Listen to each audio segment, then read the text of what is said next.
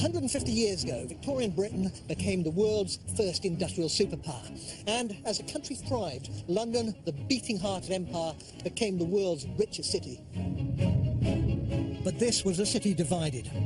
For the first time, geographical lines were drawn between those enjoying the nation's wealth in the west and those who weren't in the east. This is the story of one poor community living in London's East End. In the heart of modern Stratford, a Victorian slum has been recreated. And a group of 21st century people are moving in. Oh, absolutely awful. I'm just a bit dumbstruck. To survive, they'll have to work to keep a roof over their heads.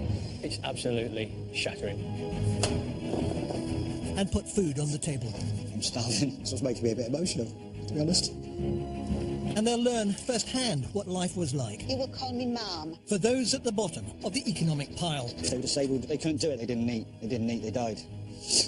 They'll live through 5 decades of turbulent history. Look at the newspaper! And seismic social change. I am proud to be an East End suffragette. Power to the people.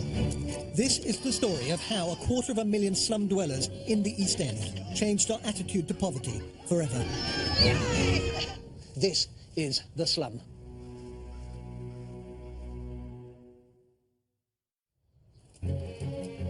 Last time, the house went up in the world. Wow! Fantastic. Isn't it? Really good. This is more my environment. But not everyone was so lucky.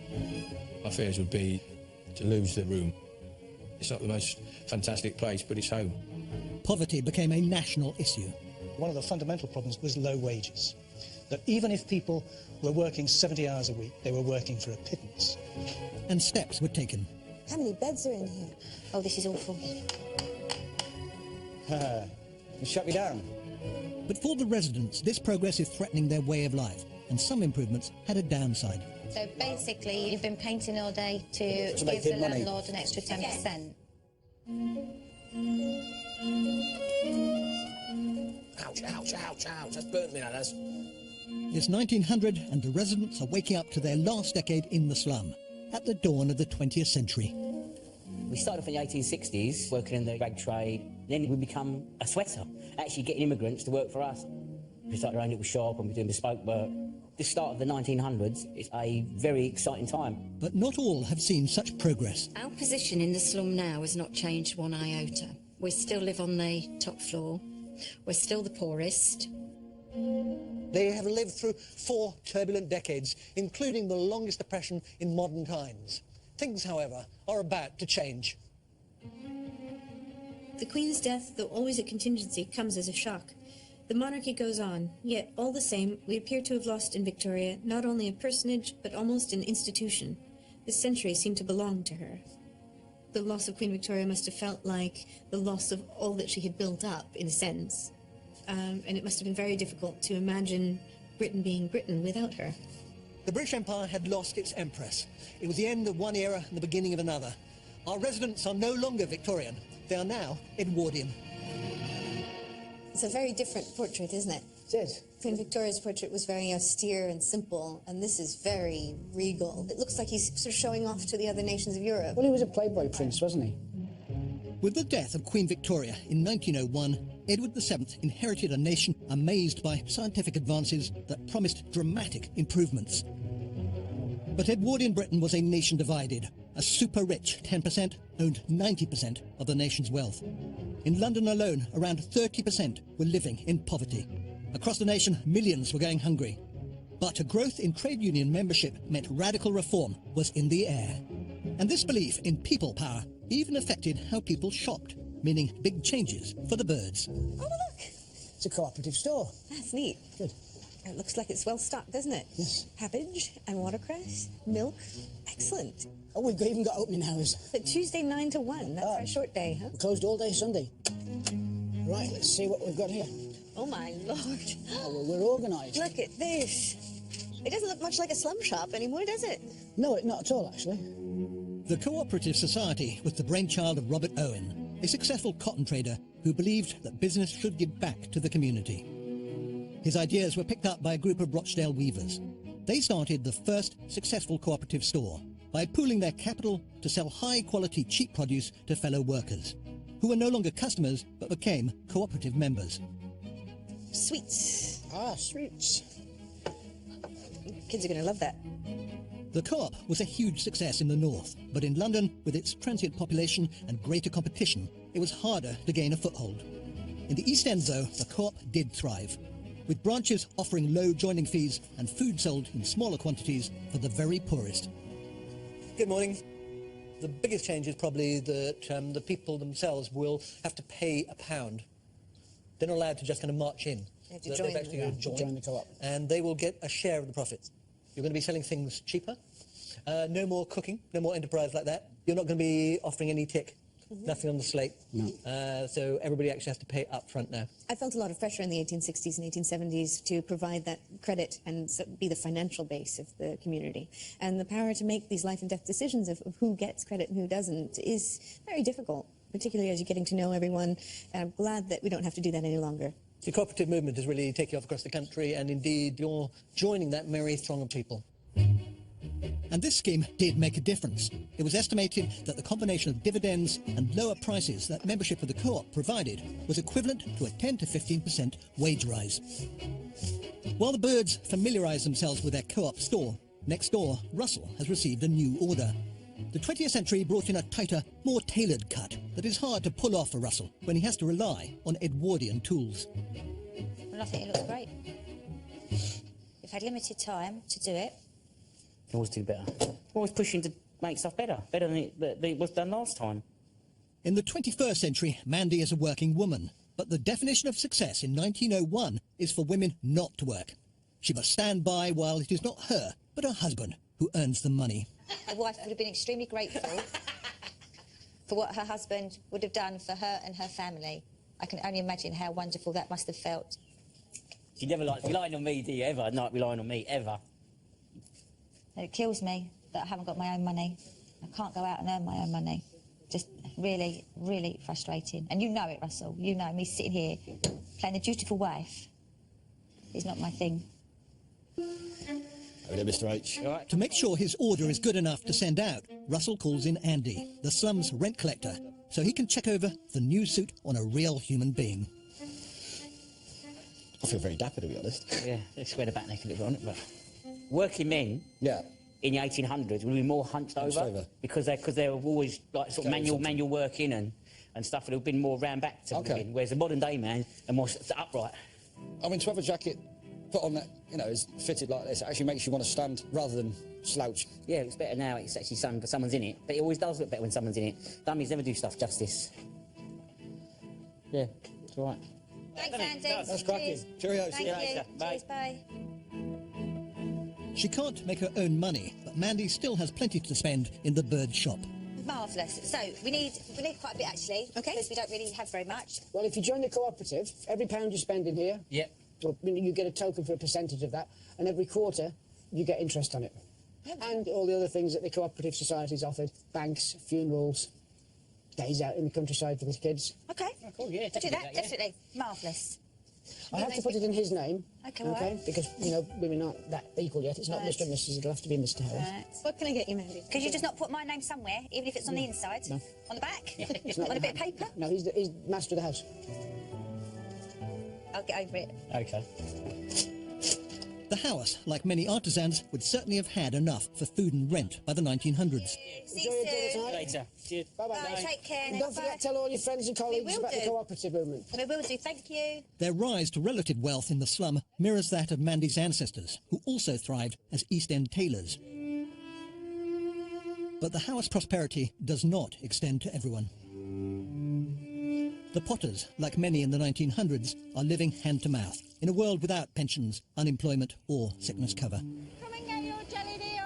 Despite turning their hand to a variety of jobs both on the streets and in the slum, Victoria potions. it's still a struggle to put food on the table.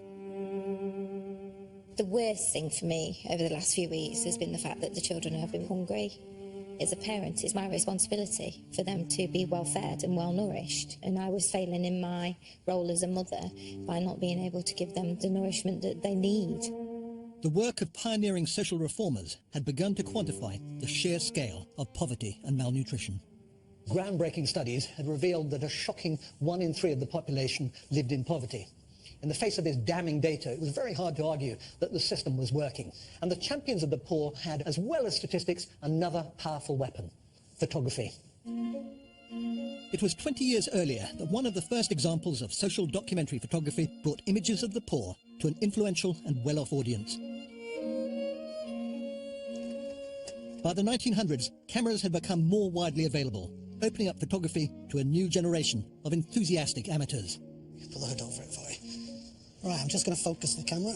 I'm going to take the lens cap off. Okay. That's going to let you and the light through the camera onto the photographic material at the back. Okay. And that takes 4 seconds. Okay, I'll count it down. 3, 2, 1. Nice and still.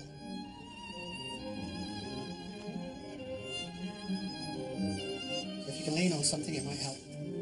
With the growing interest people had in slum life, amateur photography reached the East End. 3, 2, 1. Nice and still. And there we go. Thank you very much. Thank you very much. Thank you. That it? Yeah. It's clever, isn't it? One local amateur photographer who knew the area and its people well documented the children of the East End slums with an intimacy and candour rarely seen before. I'm introducing our slum children, the descendants of slum dwellers, to images of how their real ancestors may well have looked. So these are genuine East End kids. They're photographs taken around 1901 by an amateur photographer called Horace Warner, and he called them the Spitalfield Nippers. Horace Warner worked in Spitalfields as a Sunday school superintendent, and he managed to photograph the East End children he had come to know with a familiarity that was well ahead of its time. They're all wearing rags. Yeah. Look how skinny her arms are, aren't Yeah. Obviously they're much skinnier than we are, aren't they? they? Yeah. I've got no shoes. Yeah, a lot of the kids have no shoes. I'd be a lot more miserable than this lot if I had to carry on living like this. Yeah. But it's explainable why they have the faces that they do. Horace Warner's images galvanised campaigners for social reform in the East End. Local organisations used them to highlight not only the terrible conditions these children had to live in, but also their poor state of health. These two are the ones who are best documented. What age do you think they are? 8, 7. So there is Lizzie, who's 9 years old, and Dolly, who's 12 years old. They're so diddy. She's tiny. They are. Compared to you, they would have been... She's the same age as me. I thought she was 6. Look how small she is. That's the thing, is these kids would have been severely malnourished. She doesn't look like she's alive, though, that 12-year-old. In Spitalfields at the time when these photos were taken, 1 in 5 children did not survive into adulthood. And amongst the poorest families Warner photographed, the child mortality rate was as high as a third.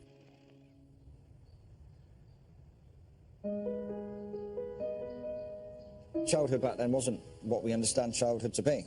They saw the kids as little workers rather than people that need to be nurtured and taught and loved and cherished. And just making a set of skittles so the kids can, you know, have something a little bit more than just their imaginations to play with while they're here.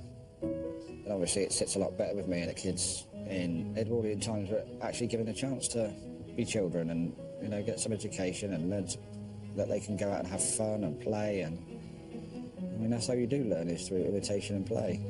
They learn everything that way. Come on out. Hello. Hello. What do you think this is? Skittles. Skittles. Do you want to set them up? Yeah. Yeah. Okay, well, they're all numbered, and you can have these. This is for you. Despite terrible poverty and malnutrition, with more of them at school and less working full-time, many Edwardian slum children did have more opportunity to play than their Victorian predecessors. Yay! That was a better one. 5. Boom! Yay! Yay! Oh, that was unlucky, that one. The winners live. 18. No, 17, sorry.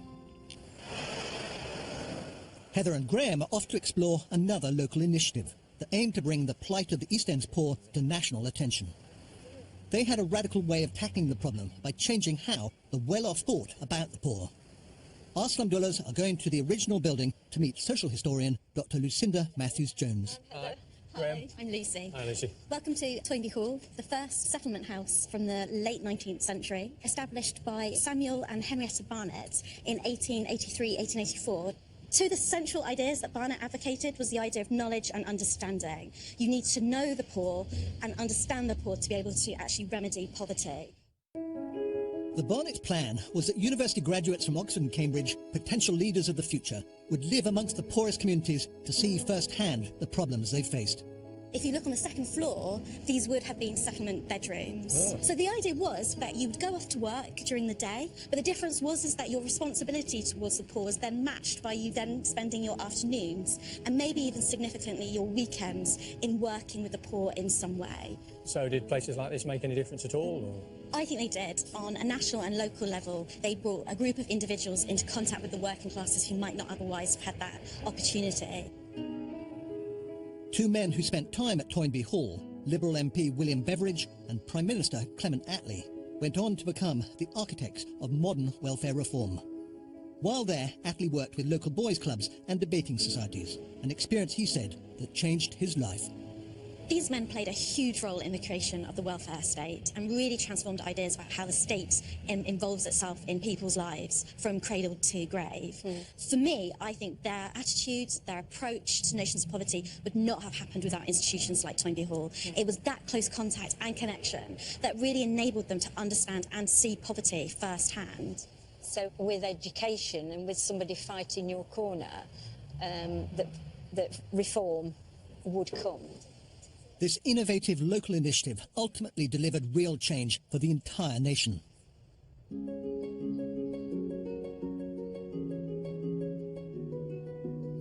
Back in the slum, there has been a delivery. Oh, look, this is him. Let's have a look. Oh, yeah, open it here. Open it up. What is that? Fish. Sturgeon. You've seen that? Scared? No. It's like a party, that is.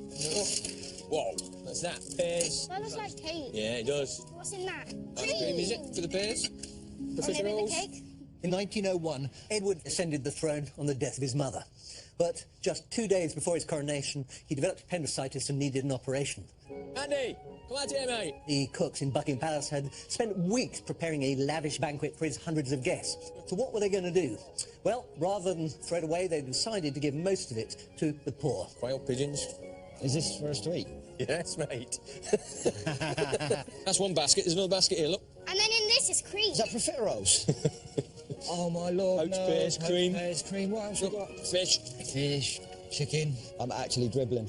I'm not big on monarchy, but God save the king. Yeah. Mummy and Nan. Yes? We got some food from King Edward VII because he's poorly at his coronation. Lamb, fish, chicken, poached pears. It's starting to rain, we need to get it in. Come and look at this. The new king insisted that the food for his banquet should go to the underprivileged. He also contributed £30,000 to the wider celebrations throughout London, where 500,000 poor were fed. And so it was that it was the people of Whitechapel who sat down and ate Edward VII's banquet. And not the royalty or diplomats it had been originally intended for. Jelly! Let's get it inside, let's get it out of the rain. Mouth-wateringly fabulous. That looks lovely. Yeah. Heavy pigeons. Are pigeons heavy, Heather? Go there. Me and Liv will sit on this. OK, that's 5. This is amazing. I've never seen anything like this. Even in my 21st century life, you don't see a feast laid out before you like this. Let me escort you to the king's party, my dear. Anybody want beer? This is fabulous, this feast we've got. It's beyond brilliant. So excited, really, really excited. There's a really, really good spirits here tonight. Didn't know I was even going to eat today, so it's great, it's fantastic. Ladies and gentlemen, attention for 1 minute. I'd like to propose a toast. His Majesty the King. Only the king. Okay. What shall we eat then?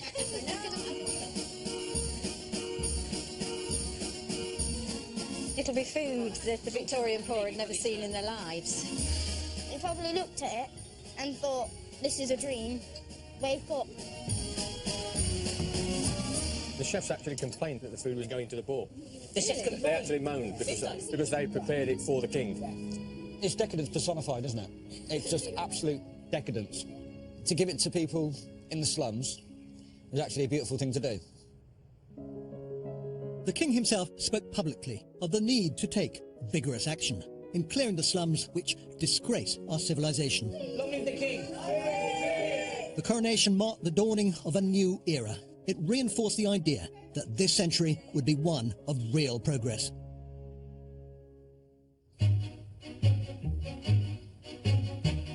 This belief created a new political mood. The Conservatives had been in power for 10 years, but their government was now being threatened by a previously divided Liberal Party, who by 1906 had united and with a more sympathetic view of poverty aimed to harness the poor and working class vote to unseat the government. Professor Robert Saunders is an expert on the politics of the period. So the year is 1906 and it is election day. More people vote in this election than at any election in the past. More working class people voted than ever before.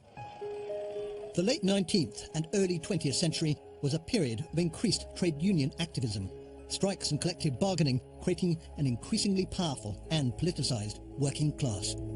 These two great Victorian political parties, the Conservative Party and the Liberal Party, are having to fight for your votes. So this election really is about you.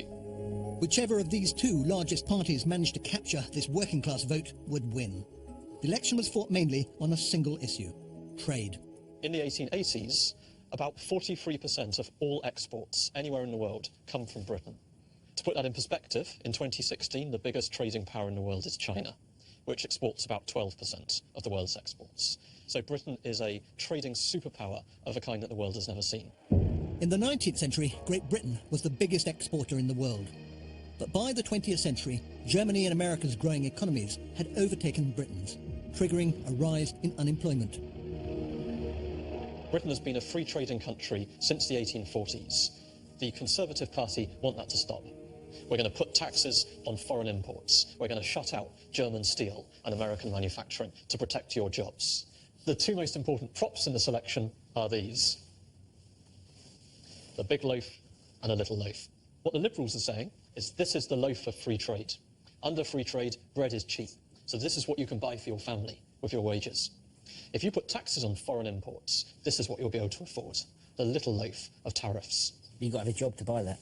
Right, exactly. So that's the question. Which do you want? Do you want a job? Small but perfectly full, or take your chances maybe if you've got a job or not to buy the big one. Exactly. To get their arguments across, the parties employed innovative ways to reach voters. Bright colours and hard-hitting slogans were used to address the concerns of the working man, making this the first election fought in a modern way.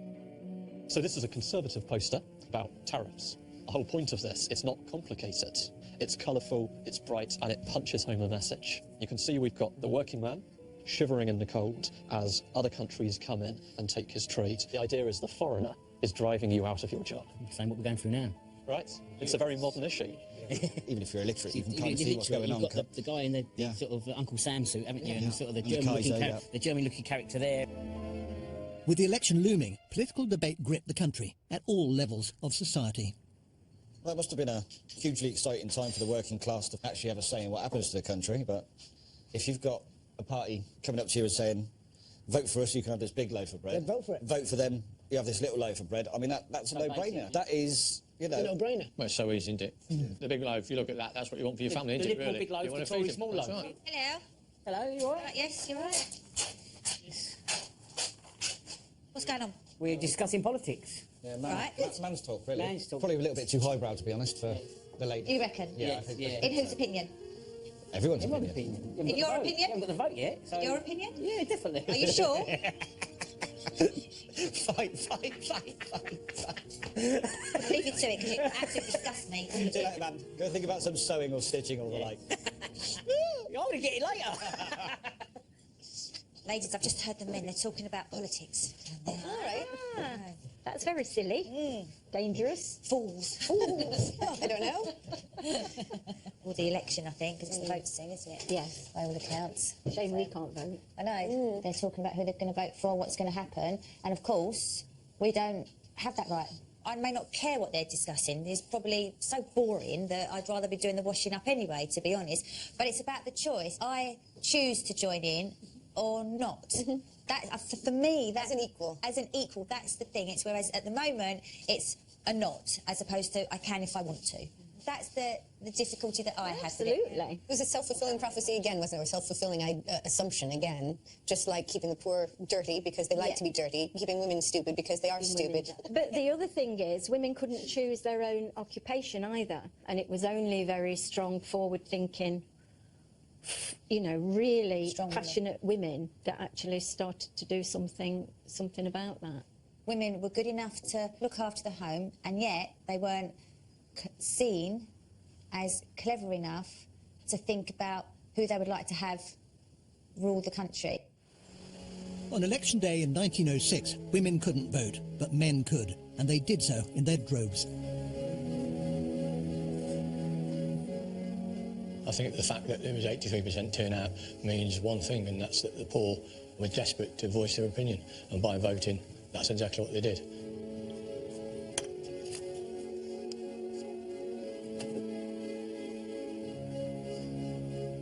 While the men vote, the women of the Slum and James go to nearby Victoria Park to meet historian Dr. Louise Raw. It was actually the first park in Britain, perhaps even in the world, that was actually created for working people. It also became incredibly important around the turn of the century for suffrage, the campaign for votes for women.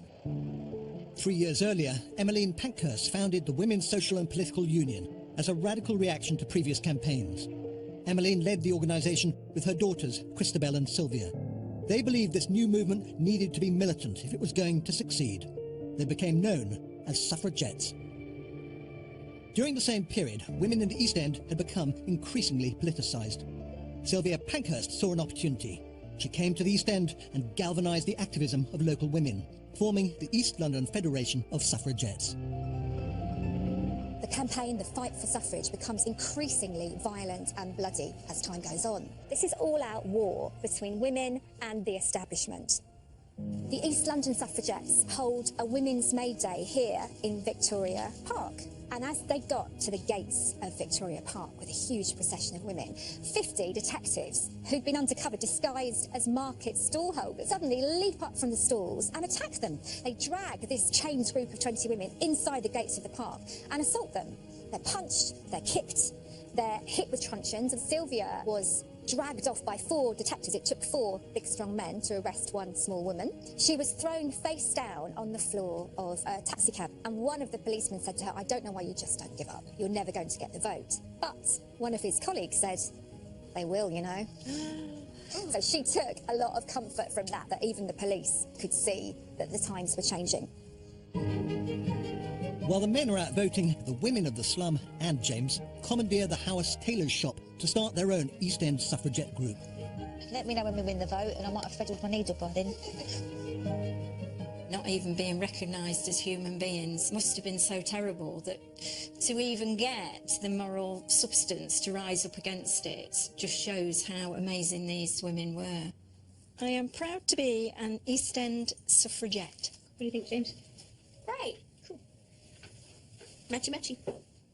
I think I would have been a suffragette because if I had a daughter, for instance, in that time, I would have fought for everything.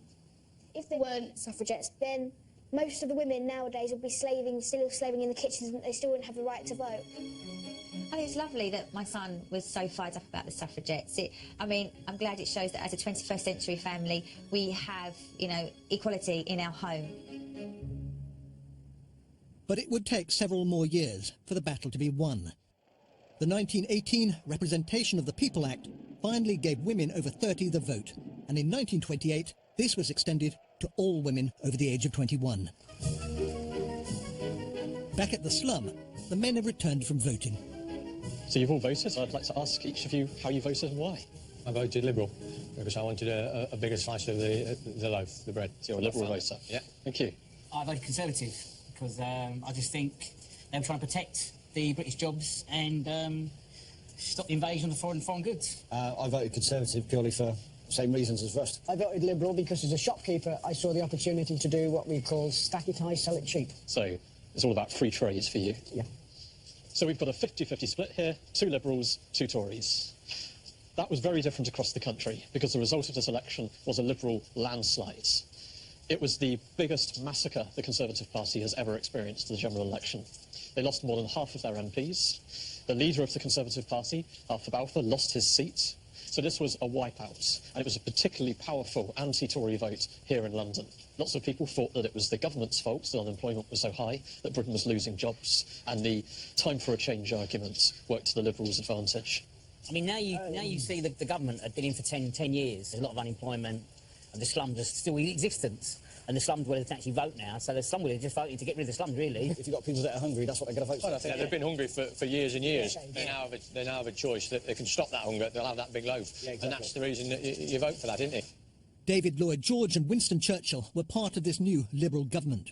Once in power, they began to build on ideas social reformers had pioneered in the East End, to deliver a series of progressive policies nationwide that finally tackled the age-old evils of poverty. Free school meals, old age pensions, paternity benefits and national insurance. The very things that were to become the pillars of the modern welfare state.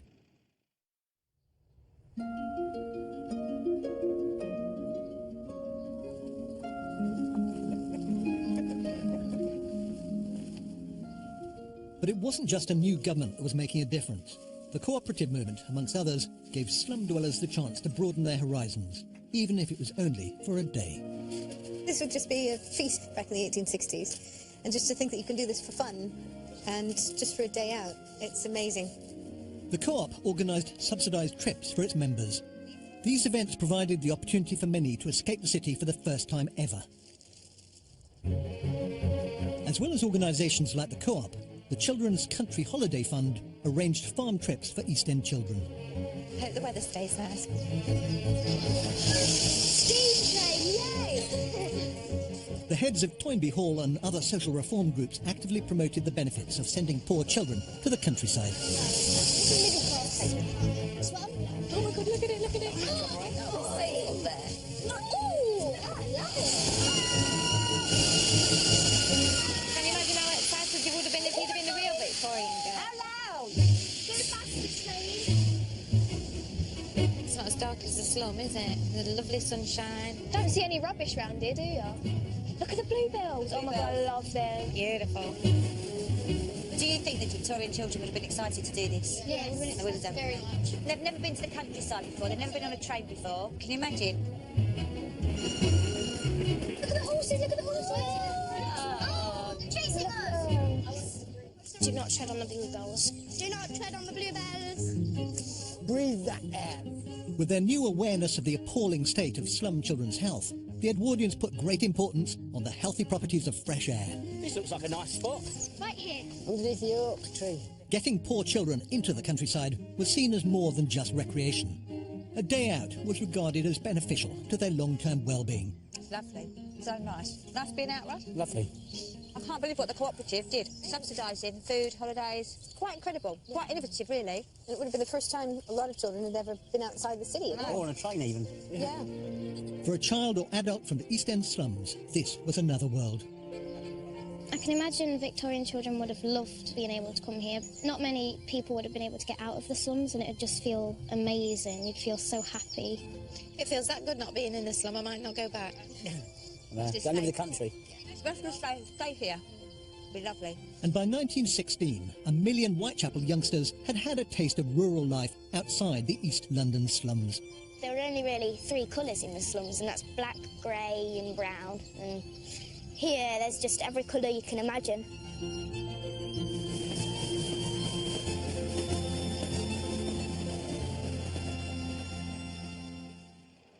In response to the pioneering work of social reformers, there was now a growing optimism about what could be done to eradicate the old problems of poverty and poor housing once and for all.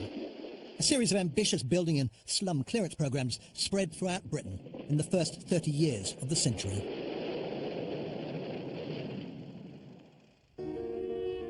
Back from their picnic, the slum dwellers have letters waiting. That is me. The population of the area will be decanted over the coming weeks. Properties will be cleared of their contents, destroyed, and the fabric of the building rendered unto rubble. This demolition plan means all must leave the slum. The clearing of the old Nickel slum and the building of Great Britain's first housing estate, the Boundary Estate in nearby Spitalfields, was just the start of a nationwide initiative to replace the slums with something better. and it continued for most of the 20th century. What? I'm liking this letter. Oh. Let me read the letter first. I haven't seen that much money in ages. Did it come? From the solicitors, oh God. What have you done before anything? Dunno. Right. Sir, it is with great pleasure that I write to you with notification of a compulsory purchase of your rooms and shop. We have decided, with the grace afforded to us by the London County Council, to offer you compensation to the sum of 2 guineas. It has come to our attention that you have risen to become considered as part of the artisan classes and so may wish to apply to take an apartment in the newly reconstructed estate. Wow, that's good. We trust this is all in order. Your humble and obedient servants. Wow. We're not the lowest of the low anymore. To count it, 20, 30, 40, 50, 60, 70, 100, 110, £126. It is acknowledgement we've done well. Compulsory purchase was part of the slum clearance programme. Even though they did not own their rooms, slum dwellers were compensated for their loss of accommodation and loss of earnings. For tailors like the house, this would have provided a golden opportunity to get out of the slum and build a better life. From my ancestors' point of view, this is what they would have wanted. They would have wanted to have moved out. There would have been an element of sadness to leave people, but actually the life of your family and what you want to do for them must have had to have trumped everything, really. For many skilled tailors, like Mandy's ancestors, this was a major step on the road to prosperity. Of those evicted from the old Nicol slum, 86% moved less than half a mile away, setting up new shops and continuing the vibrant East End rag trade. But while slum clearance was a positive move for society as a whole, it didn't always help the individual. I don't usually get letters with money in. It's either going to be very nice or very bad, isn't it? We have decided to offer you the sum of a guinea in compensation. This will help you find new accommodations. It is unlikely that you would be successful with your application to move into newly constructed apartments, so you should assume your move away from this area is permanent. We will not enter into negotiations with respect to this matter. That's disgusting. I mean, they're literally just destroying their life now, aren't they? What's that going to get you? 2 nights in the cheapest, dankest, darkest, horriblest guest house that the city's got to offer? Or a tent, sleeping bag, and that's what you've left to live on. They really did just knife him in the back, didn't they? The slum's being knocked down. Someone like myself would have been told that, you know, you're not welcome in the area anymore. Go find a life somewhere else. But 1 guinea it's not enough to start a new life, is it? Let's be honest. For someone with Andy's disability, losing their place in the slum would most likely force them into another slum nearby. Unable to get a job doing manual labour, begging or street trading would be their most likely source of income. It has come to our attention that a bird has been taken over by the East London Cooperative Society, and so you are no longer considered eligible for compensation for this. Oh, great. We have, however, decided to offer you the sum of a guinea in compensation for your room. But this was not the end of shopkeeping for those in the bird situation. The cooperative did help members set up a new branch when a store closed. In the 20th century, the movement was expanding and so could accommodate more branches, giving the chance of a fresh start outside the slum. We will talk to the cooperative and we want to set another store up somewhere in this relatively, not too far away, because if they're going to redevelop this area, they're going to have a lot of workers come in. Maybe we would have been really thankful that we had actually started working for the cooperative stores. But for families like the Potters, the future would have been less certain. We have decided to offer you the sum of a guinea in compensation. This will help you find new accommodations. The demolition of the slum, in my view, wasn't to help the poorest of the poor.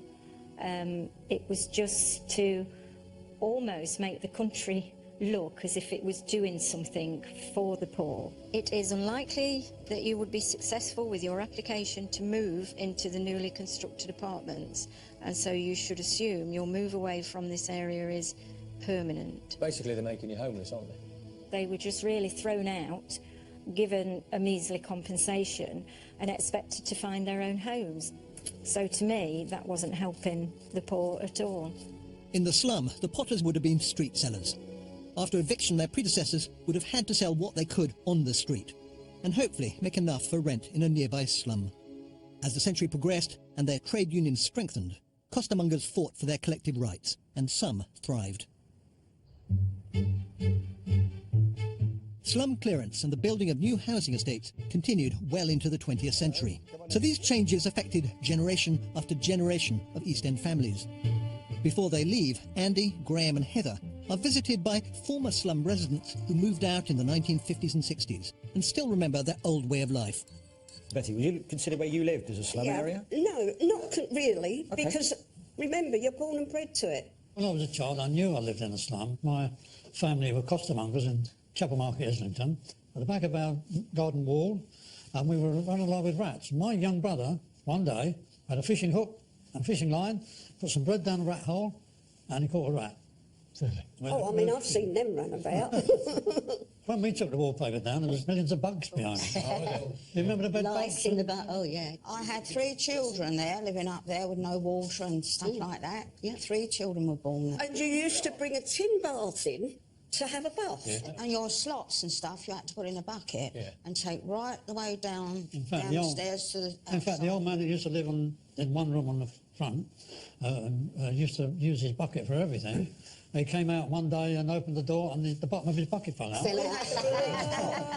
Do you think it was worth the destruction of the slum and the community to allow people to get a new property? Or do you think that maybe part of London was actually killed off when that happened? I think if they'd have refurbished them, yes, that would have been the better. It was a big mistake not refurbishing old houses because they were wonderful old houses. They created an atmosphere, and when they got rid of them and moved us into new flats, the life was completely different now. But for many, leaving the slum was the escape they'd always dreamed of. I took it from my tower block. These tower blocks were marvellous. I was on the top storey on the 23rd floor. Wow. The view was beautiful.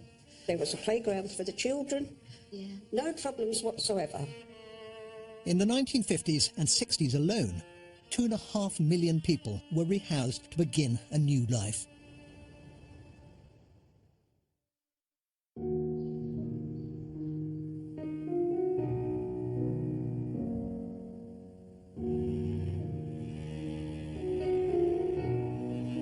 Graham?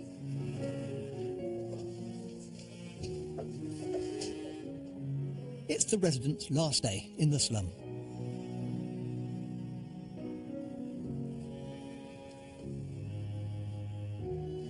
You take down the minutes to the shower. Scrunchie to clean yourself with. Chisel, I think you're all right. And you, priority number 1 is shave that stuff off your face. I know, it's going. Vile things is. Like a bear. I thought keeping the moustache, though. Yeah. Not if you want to live with me, you don't. You can decide.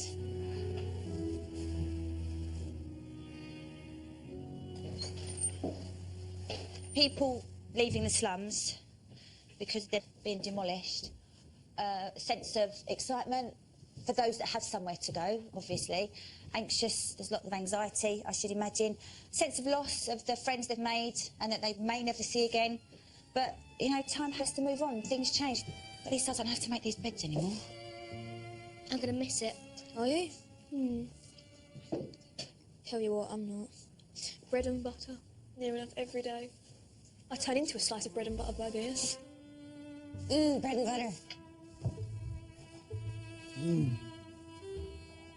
Some people have a last supper, we have a last breakfast. Cheers. Cheers. Well, this is the last time, hopefully in my life, that I will have to get water from a bucket to have a wash. And, yeah, I won't miss that. Are we going to miss this room, do you think? I don't think we'll miss this room. I'm not really going to miss it at all. The Victorians must have been so strong to live the life that we've lived every single day. But they did, and they changed things, and that's why our life is now easier. So it's through their endeavour and courage and spirit that got all that for us.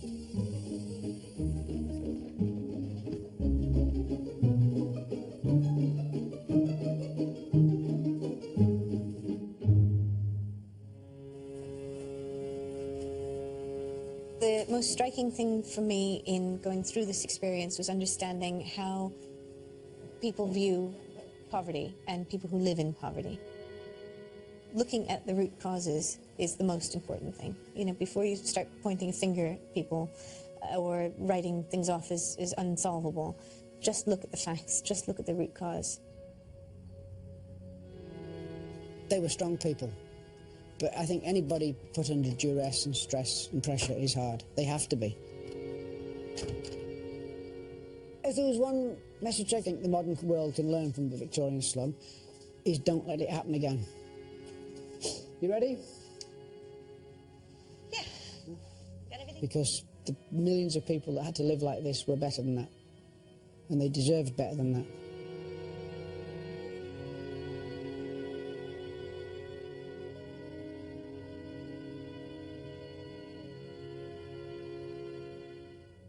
I really wanted to know, would I have been mentally strong enough, physically strong enough to have survived from 1860 to 1910?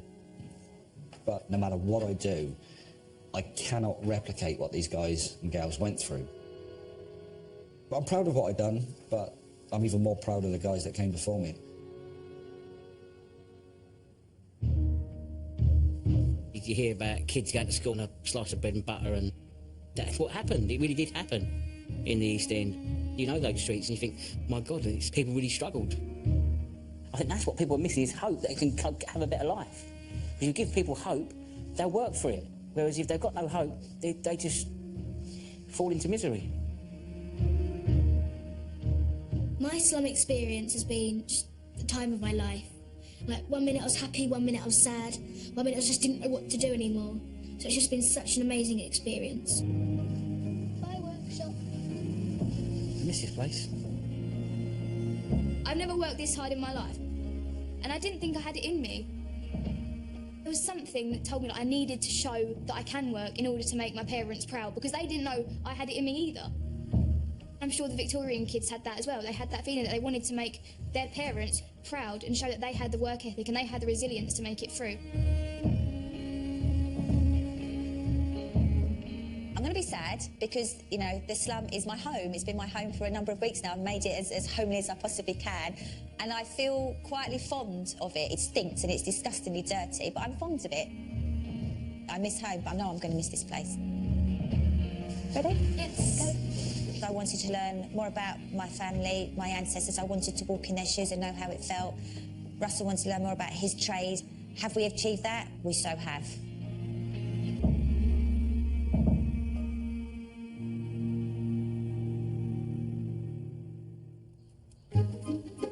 The residents are coming together for a final meal. You got, man? Hey, Russ.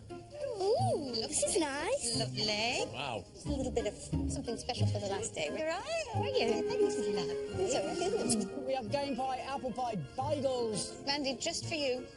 Jelly deals. Whoa. I'd just like to say thank you to everybody. My family and I came here to learn more about our ancestors and to attempt to live a little bit like them, to understand them better. And I believe we've been able to do that. But we've had some dark moments along the way, and without you guys around the table, I don't think we'd have been sitting here today.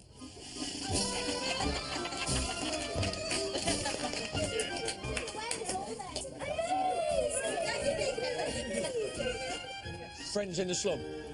Friends in the slum. Friends in the slum. Me too. Okay, have a good one. Look after yourself.